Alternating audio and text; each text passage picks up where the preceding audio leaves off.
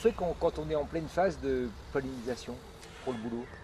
Bah déjà, on évite le contact. C'est assez difficile et c'est très théorique. Mais on évite de se mettre comme nous, là, sous un bouleau, par exemple. Encore moins de le secouer pour qu'il tombe le reste de pollen qu'il a. Bien évidemment, on aère, mais on n'aère pas aux heures les plus chaudes de la journée. Il vaut mieux aérer le matin et le soir. En pleine journée, c'est là où les pics de pollinisation ont lieu. Quand on est sportif, on essaye de ne pas aller courir dans la forêt ou à proximité de champs de bouleau. Mais en dehors de ça, il n'y a malheureusement pas de principe complet qui permette d'éviter l'exposition au pollen. Et pas de médicaments? Si on a une crise allergique, je suppose qu'il y a... Si on se sait allergique et qu'on a une crise, ou si on pense l'être et qu'on a une crise, bien évidemment, le traitement symptomatique qui s'impose. Alors, ça commence par ça. Alors, les médicaments, il y en a des tas.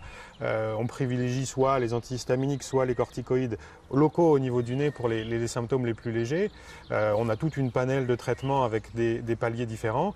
Mais ça, c'est la deuxième phase. C'est quand on a déjà des symptômes, oui.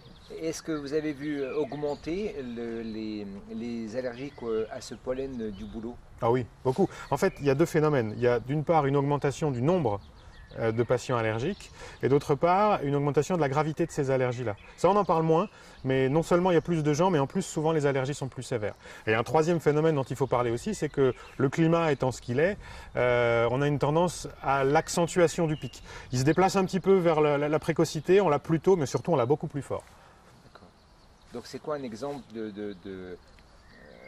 un exemple d'alerte où quelqu'un, qu'est-ce qui arrive? Les gens étouffent, qu'est-ce qui se passe? Alors là, c'est déjà dans les cas graves. Là, effectivement, c'est une alerte. Il ne faut pas se laisser étouffer à la maison. Ça commence souvent par des symptômes bénins, qu'on prend d'ailleurs parfois pour un rhume, parce que c'est encore la saison.